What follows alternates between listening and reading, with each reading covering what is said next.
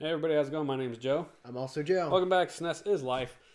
This is review 47. 47. I'm pretty sure we're on 47. First up, Mecarobot Golf.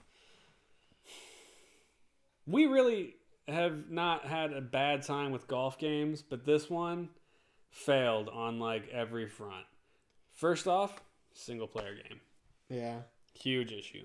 Second, very slow. I'm just trying to remember this game. There's a lot of talk. It's very slow moving. Aiming wasn't what I would call easy. Also, you're always playing against this robot who always does so much better than you. Who hits like perfect shots and just blasts it out. I'm just like, what the hell? There was no music. The sound was average. There's the thwack of the ball. It was just a slower, choppier, single-player golf game. And I'm going to go with a no. The reason we've enjoyed golf is because it's two players. And without it being two players, what's the point, So, yeah, thumbs down, Mecarobot Golf. Sorry. Next up, cool spot. This one you didn't play. Your mom played with me. And Spot is the 7-Up mascot. Spot is the 7-Up logo mascot. Yeah, it's the little red dot between 7 and Up, and he jumps out and comes to life. This was definitely a 90s during the mascot platform, Chester Cheetah and stuff like that. Never mind. That's not a conversation for right now. Yeah. This game actually was really pretty decent. The graphics... It looks really good. Yeah, the graphics were actually really well done. The music was good. Now, the music was this, each level had 3 areas, and the music was the same in the 3 areas, but then the next level had different music. The biggest complaint that your mom and I had was the controls are a little floaty. Like, when you jump, there's, some float in there, and it's kind of hard to figure out where you're going to land and control yourself. You do have an attack. You, shoot these soda bubble things.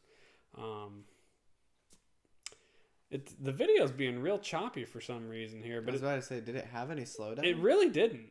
And you could shoot in 8 directions, even though this was a clip from early in the stream where we didn't find that out yet.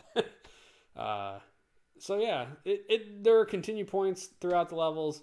Every level you have to collect enough soda, your cool spots, so you can see up in the corner. It says 18%. Once you get to 60%, you can break open the cage at the end of the level and free your friend who's another 7-Up spot. And that's the point. You go through the whole game just freeing all your buddies. There's no bosses. Your mom actually gave it a thumbs down. She didn't really care for it. But I gave it a thumbs up. I thought it was a good game. It looks like I probably would have given it a thumbs up. Yeah, it's a decent little platformer. And for being a mascot platformer, they actually... Oh, yeah. Compared to the last mascot platformer, Chester Cheetah. Yeah. They actually, whoever they hired, put some decent time into it and made it look decent. So there's that. Next up is Bram Stoker's Dracula. I also wasn't here for this. Yeah, I played this alone. I don't remember why. I don't know. It's awful. It's based on the novel. Well, it's based on a movie based on a novel. Now the movie was made in 1992 or 3 or something like that, but it's Bram Stoker's Dracula. It was written 1800s. It kind of looks like a crappy version of Castlevania. It kind of is a crappy version of Castlevania. It looks like a ripoff. You don't have a whip, you have a sword, and you get secondary weapons, but they're pretty crappy. Yeah, the art wasn't it wasn't terrible, but it wasn't good. The animations were kind of the music was pretty forgettable. The other sound was pretty average. Just the swing when there was a ching ching when you swung your sword. You did get a shotgun, but it shot 5 pellets out that would bounce off of walls, which was kind of cool. But you only got 5 shots out of it. And if you picked up another shotgun when you had 5 shots, you didn't get anything extra. You couldn't store ammo, which was kind of stupid. Otherwise, it's every level you have to go find Van Helsing, there's Van Helsing right there. And he says, he has a little thought bubble, and he's like, here's a weapon in this level, and it's dynamite or a gun or a dagger. Now, you don't have to go get the weapon. You just have to get the Van Helsing, and then it will open the exit. But if you don't find him, the exit's not open. So It's a little bit of a maze platformy area. You have to find Van Helsing and then you can get out. I played on easy, beat the game. Because easy mode, they just cut levels out. There's like 8 levels, and easy mode's only like 3 levels. And then normal mode's like 5 levels, and hard's like all 8 levels. So it's real weird the way they did it. I didn't care for it. I gave it a thumbs down. It didn't play horribly, but it didn't play great. It was kind of chunky. Like your moves were kind of deliberate and slow, and you didn't have a lot of great control. So I've just played much better. I mean, Cool Spot played amazing, comparatively speaking. So gave it a thumbs down. Next up, Operation Logic Bomb. This is, you were gone for this. Oh, I was in Ohio. no, I think Hannah was here, and you guys were out doing something. Anyway, Operation Logic Bomb is a top-down shooter game, kind of like Super Smash TV. All right. So unfortunately, I pulled a clip where it's doing like a story bit, not me playing. So you come in, and it's kind of like an isometric top-down view, and your guys run. There's my guy right there. So you get these different weapons that you can swap between. You get a huge health bar. Oh, this is the game that I walked in the middle of and said it looked like Contra top-down. Yeah, Contra top-down. So you get these different weapons, and some of them can like bounce off walls and stuff, and like around corners. What I did like is you can hold the shoulder button, and it would lock your guy in position. And then you can move around, so it gave you a strafe ability. That's cool. It was actually pretty neat. The music was decent. The graphics were okay.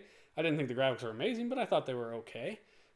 The gameplay was solid. It was a little hard to get used to, but I can't really blame that on the game. It's just trying to wrap your head around the whole like strafing and movement thing.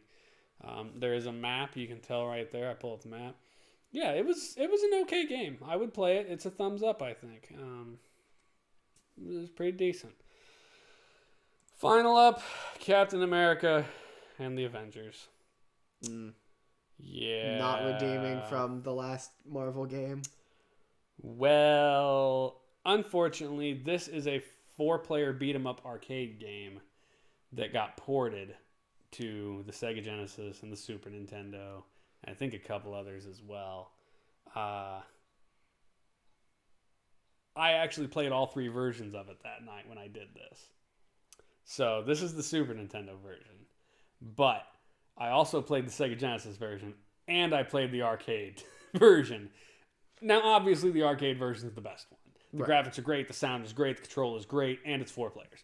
Sega and Super Nintendo are 2-player only. And the graphics aren't that vastly different. Like, this level, there's a huge background in the arcade game. Like, lots of parallax scrolling and crap. And this one, not so much.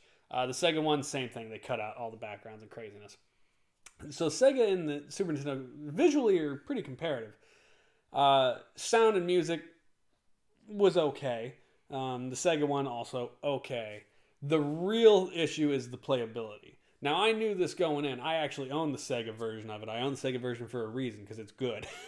The Super Nintendo one is not. Okay? So the Super Nintendo one is significantly slower. You move at a crawl pace compared to the other two. And then this is a boss fight. But the biggest thing I've ever experienced, when you hit an enemy, they get invincibility frames. Who the chose to do that? Nobody wants invincibility frames on the enemies, because the arcade game and the Sega game don't have them. Just the Super Nintendo. They're just like, hey, you know that boss that you're trying to fight? Guess what? Oh, you hit him, so you can't hit him again for like 3 seconds. It's like, what the are you doing? It's the stupidest thing ever. I was so pissed, dude. It just irritated the hell out of me. And look how slow he falls. Like, now the... Generally, I say the Super Nintendo gets better ports of things, but in this case, hell no. The sprites are pretty small and basic, and that way in the arcade game too. They're a little brighter and have more colors in the arcade game, but I think the game, it doesn't look amazing, but it looks okay. It's just the gameplay, the slowdown, and the invincibility frames. And it was just harder to like dodge stuff because you're slower in this one. The jumps take a little longer for you. Like, you have to hold jump before your dude actually jumps.